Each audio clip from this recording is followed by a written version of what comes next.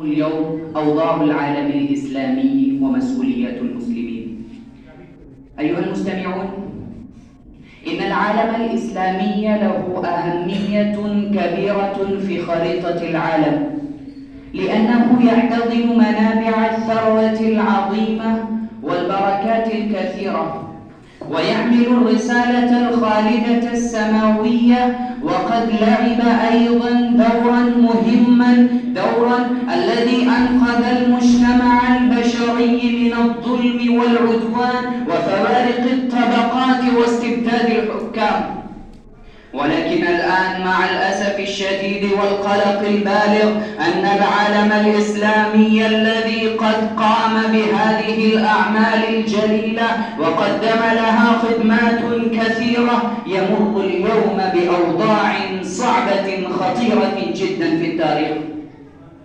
أيها السادة الحضور، إن العصر الذي نعيش فيه اليوم هو أكبر مشكلة وأكثر علوا وفسادا، عصر خطير للغاية لم ير الإنسان بمثله فيما مر من القرون والأدوار، عصر يواجه فيه المسلمون للعالم الإسلامي مصائب هائلة وبلايا مدهشة مخوفة، فلهم مشاكل في الثقافة الإسلامية، ولديهم فساد في الاقتصاد وفساد في التعليم وفي كل شيء.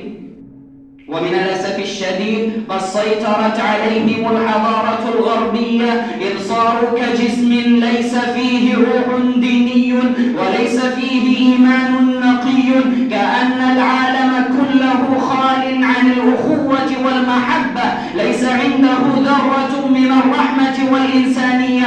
وإن كنتم تريدون أيها الإخوان أن تتشاهدوا ذلك بمثال عملي، فقوموا وانظروا إلى أهل غزة كيف هم يضطربون اضطرابا شديد الأشد، وكيف أمهاتها يرون أطفالهن أمواتا في نفس حجورهن وأحضانهن، وكيف هم أهل غزة يقدمون أنفسهم للدفاع عن المسجد الأقصى فيقتل أمهاتها ورجالها ونساؤها، لكن العالم الإسلامي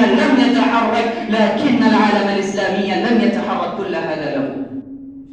وأوضاع المسلمين الحالية سيئة عامة من كل جانب وفي كل قارات، من قارة آسيا وأوروبا وإفريقيا وهنا في الهند خاصة، فعم الظلم والفساد فيها، وجرت الطائفة بين الهنود مجرى الدم، ولا تطلع علينا شمس إلا تقع حادثات طائفية استفزازية، خير دليل أن مستقبلنا مظلم وخطير للغاية. أيها الإخوان، هذا في جانب، وفي جانب آخر قادة وحكام وزعماء للعالم الإسلامي يعيشون عيش الراحة والطمأنينة فضلا عن قيادة العالم الإسلامي، ويشاهدون زهرة الدنيا وزخرفها كأنها والله جنة لهم ويخلدون فيها ولم يرجعوا إلى الله أبدا. بئس ما يصنعون ويفعلون. وليس العرب باستثناء على ذلك، إنهم أيضا منتهكين المحرمات ومطيعين الباطلات ومفضحين الحرمين والمقدسات الأخرى بأعمالهم الشنيعة. إن هذا لشيء عجاب. فأيها المستمعون، افتحوا أعينكم واستيقظوا من غفلتكم، هذا ليس وقت الغفلة والراحة بل وقت الجهد والمحاولة. تذكروا فإنكم والله قادة الأمم، تحملون للعالم رسالة وللأمم دعوة وللإنسانية رحمة، فتعود خمسة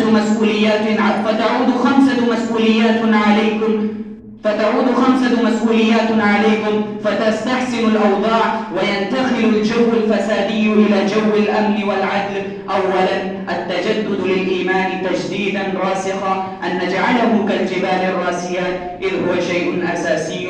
ثانيا، تكوين العيش بهذا الدين والشريعة في الاقتصاد والتعليم وفي كل شيء. ثالثا، التضامن والوحدة بين إخواننا المسلمين. رابعا، الدعوة إلى الله فيما نستطيع من علمنا. خامسا، التحلي بالأخلاق الفاضلة والشيم الحديدة. إلا تفعلوه تكن فتنة في الأرض وفساد كبير. وآخر دعوانا الحمد لله رب العالمين.